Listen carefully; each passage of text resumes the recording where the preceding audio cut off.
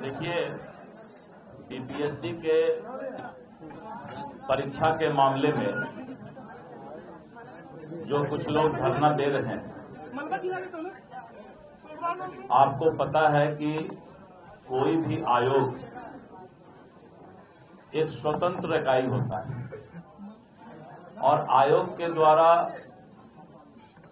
परीक्षा के ठीक बाद स्थिति की समीक्षा करते हुए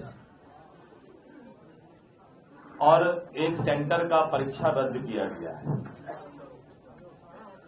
और जिस तरह का धरना चल रहा है, उस धरना पर आयोग संवेदनशील होकर इस बात का आकलन कर रही है कि क्या और किसी सेंटर पर किसी तरह की गड़बड़ी हुई है या नहीं। अभी तक इस तरह का कोई मामला किसी भी सेंटर के और सेंटर पर बैठने वाले उम्मीदवार के द्वारा शिकायत आयोग के पास नहीं आया है। लेकिन कुछ लोग जो धरना पर बैठे हैं, उनका मांग है कि पूरे बिहार का जो है बीपीएससी का जो परीक्षा हुआ है और उसके संबंध में रद्द करने की बात कही जा रही है। लेकिन आयोग इस बात को पूरी तरह से समीक्षा करके जांच करके अभी फैसला ली है और आगे भी कोई इस तरह का मामला आएगा और उसका कोई पुख्ता सबूत होगा दूसरे सेंटर का, तो निश्चित रूप से आयोग कार्रवाई करेगी। लेकिन किसी भी सेंटर पर अगर इस तरह की कोई घटना की बात आई है तो उसका पुख्ता सबूत आयोग के पास देना होगा। और आइए, तो सिर्फ बिहार का परीक्षा है बीपीएससी।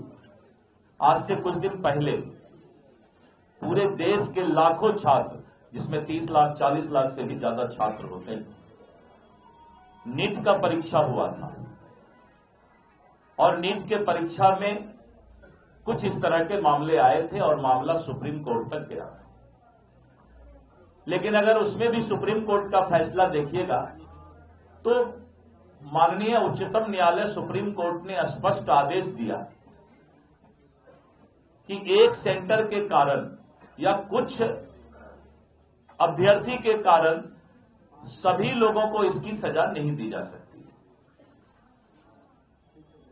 तो इसलिए बहुत कानूनी बात भी है और आयोग इसके लिए स्वतंत्र भी है। दबाव बनाकर कोई काम नहीं कराया जा सकता है। साक्ष्य के आधार पर ही कोई फैसला होता है। और मुझे लगता है कि जो पत्रकार बंधु यहां हैं, उनकी भी राय यही होगी कि कोई भी फैसला साक्ष्य के आधार पर किया जाता है। अब एक उनका दूसरा सवाल है कि जो नए लोग आएंगे, उनका जो नया क्वेश्चन होगा, उस क्वेश्चन का क्या स्टैंडर्ड और क्वालिटी होगा। इस बात को भी माननीय उच्चतम न्यायालय ने नीट के मामले में स्पष्ट कर दिया है। और अगर रिजल्ट आने के बाद ऐसा देखा जाता है कि किसी एक ही सेंटर से 80% लड़के, 70% लड़के, 50% अभ्यर्थी क्वालिफाई कर जाते हैं, तो फिर एक नया सवाल आ सकता है कि रिजल्ट आने के बाद अगर ऐसा हो कि अगर मान लीजिए क्वेश्चन आउट हुआ है, किसी तरह का गलत हुआ है, तो वहां के स्टूडेंट तो ज्यादा पास करना चाहिए एक सेंटर पर। तो रेशियो, परसेंटेज ऑफ रिजल्ट भी देखा जाता है टेक्निकल तरीके से। इस पर बहुत स्पष्ट सुप्रीम कोर्ट का जो है एक नीट के मामले में जजमेंट आया हुआ है। इसीलिए आयोग स्वतंत्र इकाई है, संवेदनशील है, हर चीज पर नजर रखा है और अभी ही नहीं, रिजल्ट तक भी इस पर जो है बहुत सारा फैसला हो सकता है अगर इसमें कोई डिस्क्रिमिनेशन नजर आता है तो। नहीं, देखिए, आप आयोग तो कहेगी पहला फैसला। मेरा ये कहना है कि आयोग ने स्पष्ट कर दिया कि प्रथम दृष्टया में हमने जो गलती पाया वहां का हमने फैसला ले लिया, आगे किसी तरह का कोई जो है निर्णय नहीं होगा। लेकिन मैं तो इससे और पीछे जाकर के आपको माननीय उच्चतम न्यायालय के बारे में बताया कि इस तरह के मामला जब आते हैं तो उस पर जो है कानूनन राय भी बहुत स्पष्ट है।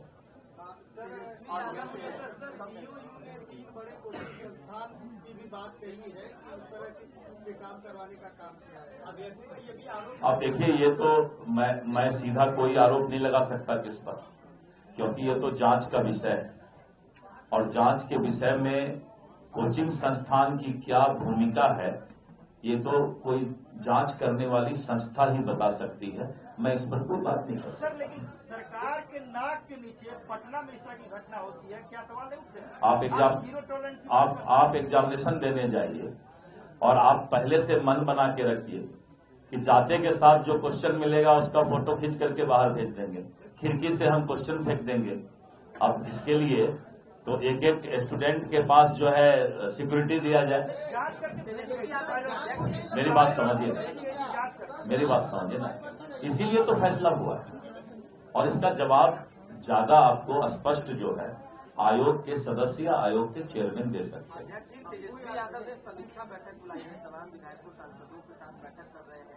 कोई तेजस्वी जी समीक्षा करते हैं तो सरकार है क्या? अब आप भी कर लीजिए, जैसा तेजस्वी हैं वैसे आप हैं। मेरी बात समझिए,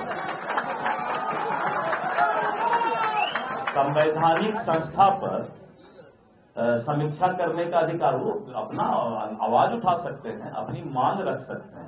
पार्टी को लेकर समीक्षा बैठक कर रहे हैं। अच्छा, अपना पार्टी का कर रहे हैं, काम को लेकर क्या कुछ गड़बड़ उड़बड़ किए हैं क्या समीक्षा? 2500 देने की बात कर रहे हैं। नहीं, मैं दूसरा बात बोल रहा हूँ। कोई बाबूजी के घर से तो देना नहीं है किसी को, जो बोलना है बोल दीजिए। वो 2500 बोल दे, आप बोल दीजिए 5000 दे देंगे।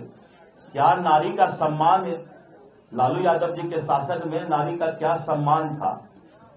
वो ज्यादा मुंह मत खुलवाइए, बहुत सारी बात है। महिला का सम्मान लालू यादव जी का परिवार कहाँ सीखा है? अगर सम्मान सीखता तो दूसरे घर के भी महिलाओं को, औरतों को सम्मान देना जानता हो। तो खैर चलिए, इस पर ज्यादा बात नहीं करेंगे। जो भी आप छत्तीसगढ़ का बात लीजिए, छत्तीसगढ़ में इसी तरह का धोखा देकर भूपेश बघेल ने कांग्रेस की सरकार बनाई थी कि हम मां बहना को ये दे देंगे, हम किसानों को ये दे देंगे। वहां पर केंदू पत्ता होता है, केंदू पत्ता को ये दे देंगे, आदिवासी भाई को ये दे देंगे, आपको याद होगा। और जब छत्तीसगढ़ में चुनाव विधानसभा का शुरू हुआ तो चारों तरफ यही हो रहा था कि नहीं भाई, ये तो सब कुछ फ्री देंगे तो सरकार तो इसी का बनेगा। लेकिन जनता को मालूम है कि इस देश में अगर एक आदमी का गारंटी चलता है तो वो है मोदी का गारंटी। मोदी के गारंटी पर ही जनता को विश्वास है। और छत्तीसगढ़ में जब हमने कहा कि 2300 हम धान का देंगे तो उसने कहा 2500 देंगे। यानी लगता है बोली लगता है क्या कि 200 बिजली फ्री देंगे, तो कोई बोल दे 300 दे देंगे। माई बहन को कोई 2500 बोल दिया कि बहना माई को हम देंगे, कोई बोल दे 4000 दे देंगे। कोई हमारी महिला बहन, कोई हमारा जो है समाज का लोग अगर विश्वास करता है वादा पर तो वो मोदी की गारंटी पर विश्वास करता है, क्योंकि उसको मालूम है कि मोदी जो बोलते हैं वही करते हैं। और ये भूपेश बघेल उसका जो है सबसे बड़ा उदाहरण है इस देश में।